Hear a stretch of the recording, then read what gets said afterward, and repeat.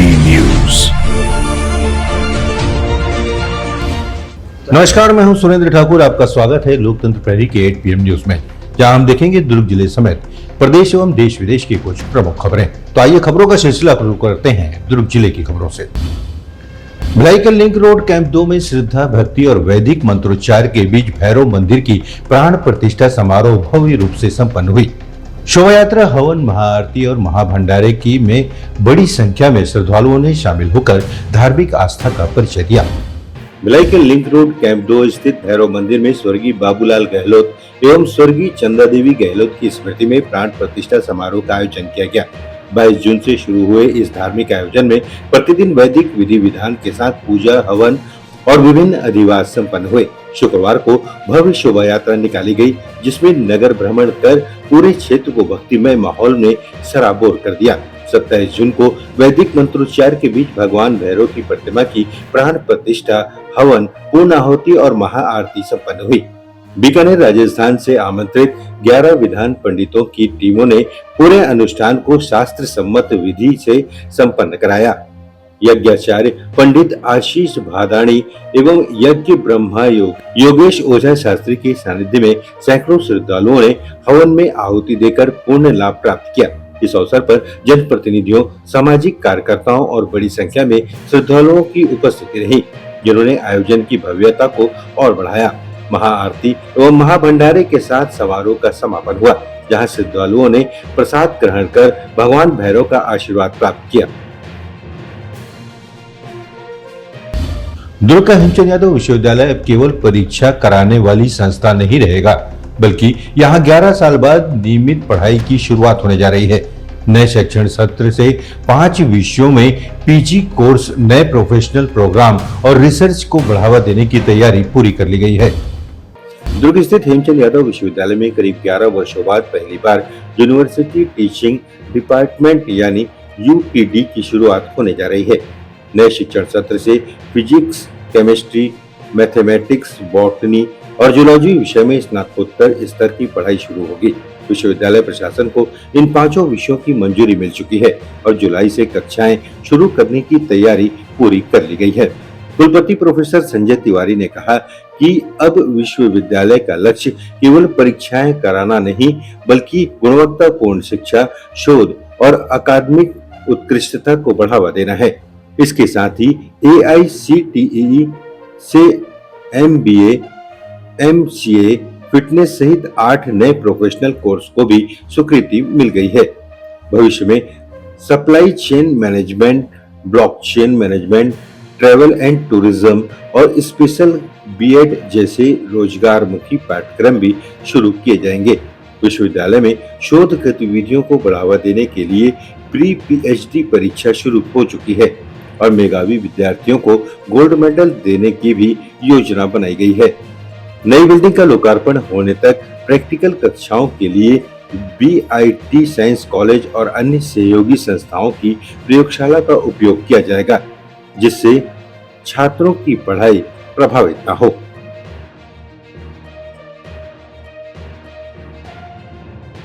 इसमें मुख्यतः जो अभी हम लोगों ने प्रस्ताव भेजा था, जिसमें स्वीकृति प्राप्त हुई है, इसमें हम physics, chemistry, botany, zoology, mathematics 5 विषयों में स्नातकोत्तर के साथ हम यहाँ पर अध्ययन प्रारंभ कर रहे हैं और ये जुलाई से, मतलब इसका विज्ञापन हम नोटिफिकेशन जारी कर चुके हैं।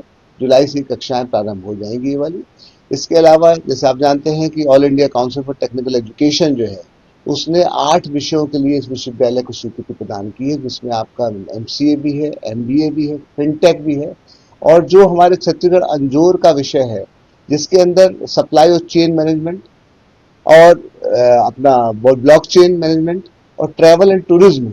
तो हम लोगों ने हमारा जो विजन डॉक्यूमेंट छत्तीसगढ़ शासन ने बनाया है, उसको ध्यान में रखते हुए अपने प्रस्ताव केंद्र की संस्थाओं को भेजे हैं और वहां से इसके अप्रूवल आ रहे हैं।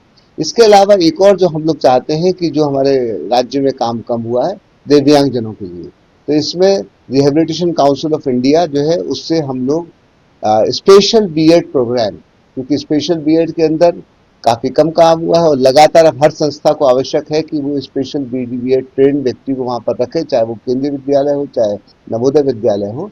तो काफी वैकेंसीज भी उसके अंदर आती है और हमको लगता है कि जब हम समावेशी विकास की बात करते हैं तो दिव्यांगजन हमारे साथी है, इनको साथ लेके हमको विकसित भारत के सपने को पूरा करना है।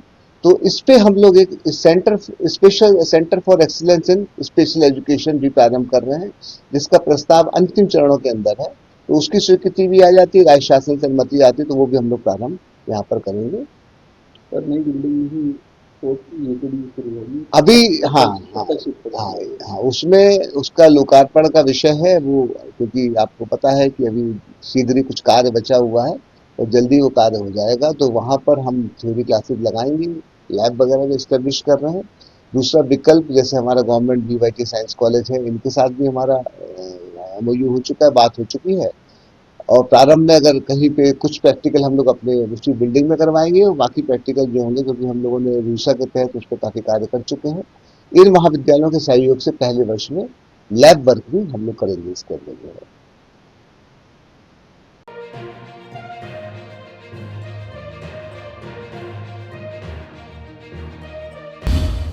अब अलग अलग इमरजेंसी नंबर याद रखने की जरूरत नहीं होगी।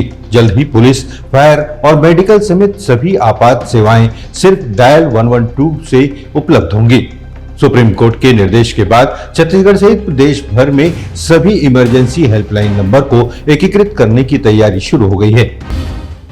छत्तीसगढ़ सहित पूरे देश में जल्द ही सभी आपातकालीन हेल्पलाइन नंबरों को एकीकृत कर केवल डायल 112 के माध्यम से संचालित किया जाएगा।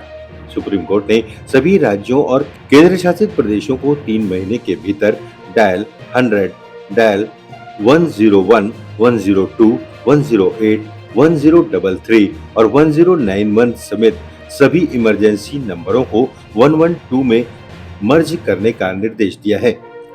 अदालत ने राज्यों से इस संबंध में समयबद्ध कार्रवाई कर अनुपालन रिपोर्ट भी प्रस्तुत करने को कहा है। सुप्रीम कोर्ट के आदेश के बाद छत्तीसगढ़ में गृह विभाग ने डायल 112 के सभी आपात सेवाओं के एकीकरण को लेकर तैयारी शुरू कर दी है। नई व्यवस्था लागू होने के बाद पुलिस, फायर ब्रिगेड और मेडिकल इमरजेंसी जैसी सभी सेवाएं एक ही प्लेटफॉर्म से संचालित होंगी, जिससे प्रतिक्रिया समय और बेहतर होगा। वर्तमान में देश में लगभग 400 डायल 112 वाहन और करीब 375 एम्बुलेंस 108 सेवा के तहत संचालित हो रही हैं। सुप्रीम कोर्ट ने सड़क दुर्घटनाओं पीड़ितों को त्वरित सहायता, कैशलेस इलाज, सभी एम्बुलेंस में GPS और पैरामेडिक्स के मानकीकृत प्रशिक्षण जैसे महत्वपूर्ण निर्देश भी दिए हैं। राज्य सरकार का उद्देश्य एकीकृत आपातकालीन प्रणाली के माध्यम से लोगों तक तेजी से मदद पहुंचाना और दुर्घटना या अन्य संकट की स्थिति में प्रतिक्रिया समय को न्यूनतम करना है। दुर्ग जिले के अंडा चिंगरी क्षेत्र में बिजली विभाग की कथित लापरवाही ने एक किसान की जान ले ली, जिसके बाद ग्रामीणों का गुस्सा फूट पड़ा। परिजनों और ग्रामीणों ने शव को बिजली कार्यालय के सामने रखकर धरना शुरू कर दिया और मुआवजे के साथ दोषियों पर सख्त कार्रवाई की मांग की। दुर्ग जिले के अंडा चिंगरी क्षेत्र में खेत देखने गए किसान वीरेंद्र देशमुख की विद्युत करंट की चपेट में आने से दर्दनाक मौत हो गई। ग्रामीणों का आरोप है कि जिस बिजली पोल से हादसा हुआ वह पिछले करीब 2 वर्षों से झुकी और जर्जर हालत में था। इस संबंध में बिजली विभाग को कई बार शिकायत भी की गई, लेकिन समय रहते कोई मरम्मत या सुधार नहीं किया गया। बताया जा रहा है कि झुके हुए पोल के कारण तार नीचे आ गए और लोहे के घेरा तार में करंट प्रभावित होने लगा था। खेत निरीक्षण के दौरान किसान उसी करंट की चपेट में आ गए, जिससे उसकी मौके पर ही मौत हो गई। पोस्टमार्टम के बाद परिजनों और ग्रामीणों ने शव को अंडा स्थित बिजली कार्यालय के सामने रखकर धरना शुरू कर दिया और विभाग के खिलाफ जमकर प्रदर्शन किया। प्रदर्शनकारियों ने मृतक के परिवार को उचित मुआवजा, एक सदस्य को सरकारी नौकरी तथा पूरे मामले की तकनीकी जांच कर दोषी अधिकारियों और कर्मचारियों पर सख्त कार्रवाई की मांग की है। रायगढ़ में नाबालिग को शादी का झांसा देकर दूसरे राज्य में ले जाने के मामले में पुलिस ने बड़ी कार्रवाई की है। तकनीकी निगरानी के जरिए नाबालिग को सुरक्षित बरामद कर आरोपी युवक को गिरफ्तार कर न्यायिक रिमांड पर जेल भेज दिया गया है। रायगढ़ जिले के कोतरा रोड थाना क्षेत्र से लापता हुई 17 वर्षीय नाबालिग को पुलिस ने सुरक्षित बरामद कर लिया है। परिजनों की शिकायत पर पुलिस ने अपहरण का मामला दर्ज कर तकनीकी साक्ष्यों और मुखबिर की सूचना के आधार पर जांच शुरू की। जांच के दौरान नाबालिग की लोकेशन पहले विशाखापट्टनम और बाद में उड़ीसा के संबलपुर में मिली। लगातार निगरानी के बाद पुलिस ने 26 जून को कोड़ा तराई क्षेत्र में दबिश देकर नाबालिग को आरोपी नीरज निराला उर्फ नानू के कब्जे से बरामद किया। पुलिस के अनुसार आरोपी ने नाबालिग को शादी का झांसा देकर अपने साथ ले गया था। बरामदगी के बाद पुलिस ने आरोपी को हिरासत में लेकर पूछताछ की और उसके खिलाफ संबंधित धाराओं तथा पास्को एक्ट के तहत मामला दर्ज किया। आरोपी को न्यायालय में पेश किए जाने के बाद न्यायिक रिमांड पर जेल भेज दिया गया है, जबकि मामले की आगे की जांच जारी है।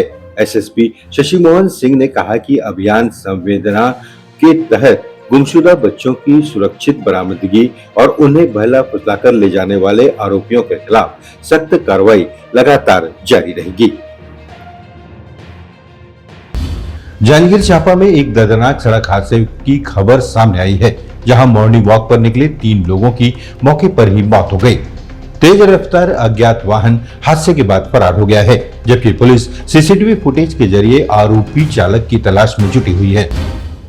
छत्तीसगढ़ के जांजगीर चांपा जिले के बलौदा थाना क्षेत्र में रविवार सुबह दर्दनाक सड़क हादसा हो गया। ग्राम गोंडरी कोरबी के रहने वाले दिलहरण दास वैष्णव, केदार बरेट और संत यादव मॉर्निंग वॉक पर निकले थे। इसी दौरान भारतमाला रोड पर तेज रफ्तार अज्ञात वाहन ने तीनों को कुचल दिया। हादसा इतना भीषण था कि तीनों की मौके पर ही मौत हो गई। दुर्घटना के बाद वाहन चालक मौके से फरार हो गया, जिससे इलाके में सनसनी फैल गई। सूचना मिलते ही पुलिस मौके पर पहुंची और शवों का पंचनामा कर पोस्टमार्टम के लिए अस्पताल भेजा। पुलिस आसपास लगे सीसीटीवी कैमरों की फुटेज खंगाल रही है, ताकि फरार वाहन चालक की पहचान हो सके। मामले में मर्ग कायम कर जांच शुरू कर दी गई है।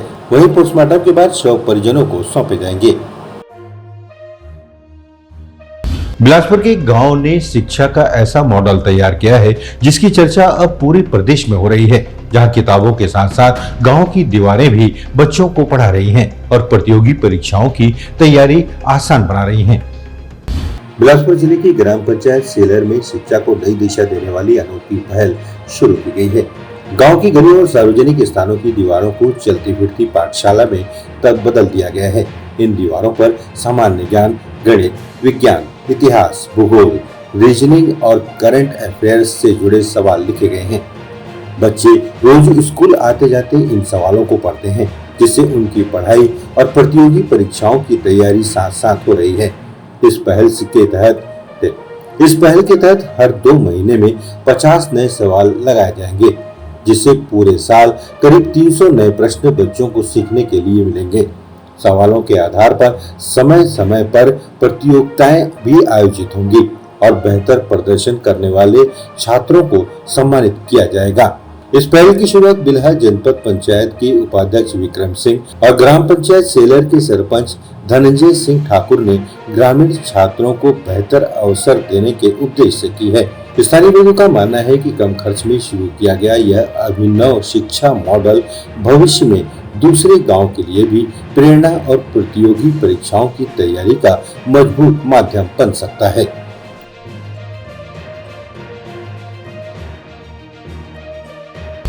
रायगढ़ जिले से एक हैरान करने वाला वीडियो सामने आया है, जहां बच्चों और ग्रामीणों ने पत्थर और पटाखे के सहारे हाथियों को भगाने की कोशिश की। वीडियो वायरल होने के बाद वन विभाग ने संबंधित लोगों की पहचान कर कार्रवाई करने की बात कह रही है और लोगों से हाथियों से दूरी बनाए रखने की अपील की है।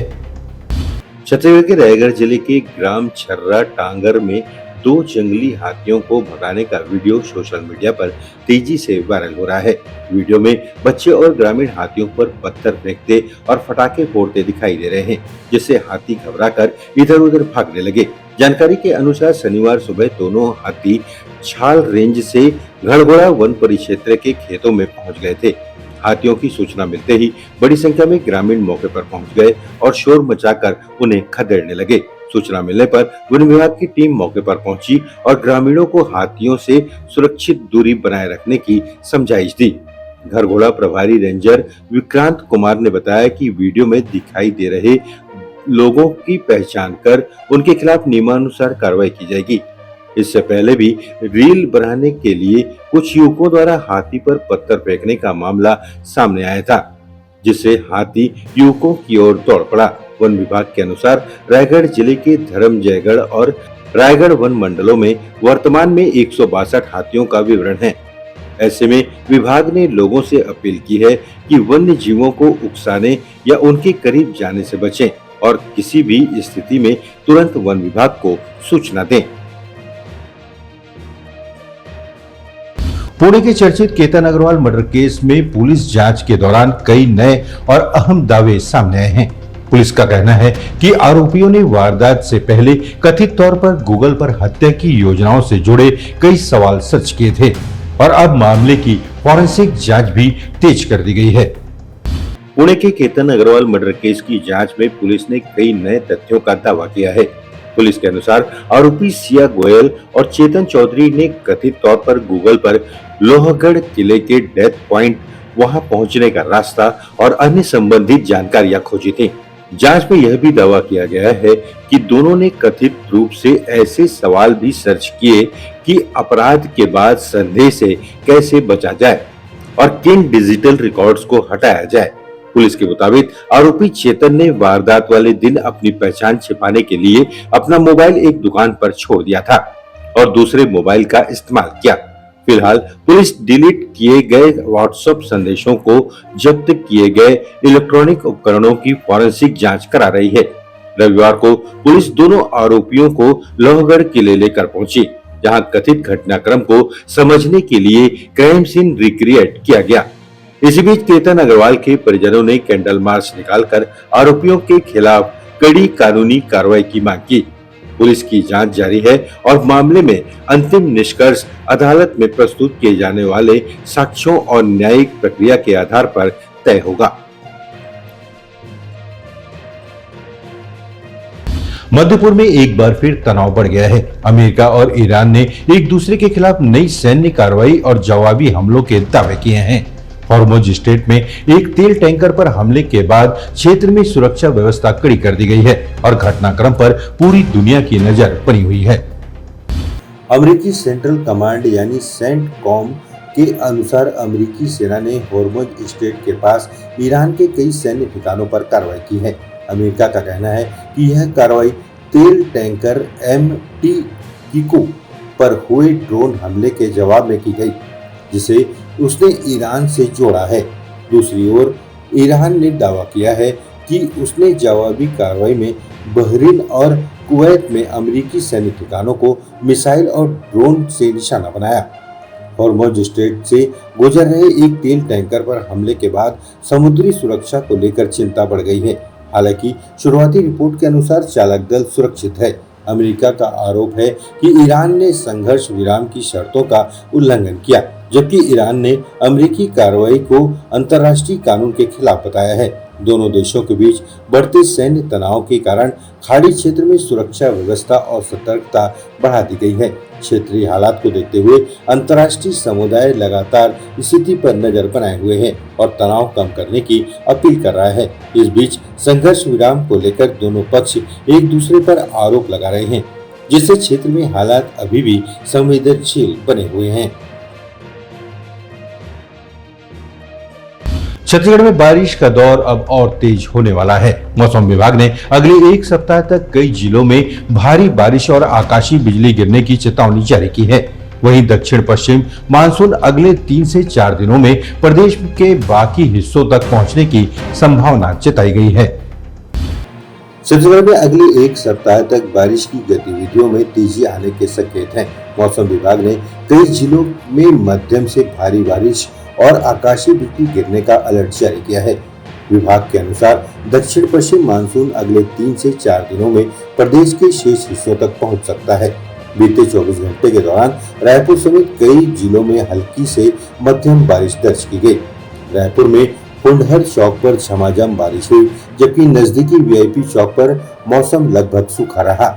मुंगेली में सबसे अधिक 50 मिलीमीटर बारिश रिकॉर्ड की गई, जबकि दरभंगा, गुंडरदेही, अर्जुंदा और कोंटा में भी अच्छी बारिश हुई। रायगढ़, दुर्ग, अकरतला, पथरगांव, गुरूर, और कई अन्य क्षेत्रों में भी बारिश दर्ज की गई, जिससे मौसम सुहाना हो गया। मौसम विभाग ने लोगों से खराब मौसम के दौरान सतर्क रहने और विशेष रूप से आकाशीय बिजली से बचाव के लिए सावधानी बरतने की अपील की है।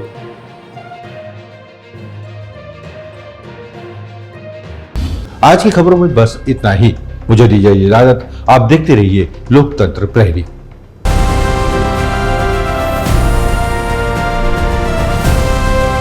हर खबर पर नजर, सच, हिम्मत और जमीनी रिपोर्टिंग, देश, समाज और सत्य के लिए। एलपी न्यूज, आपकी आवाज।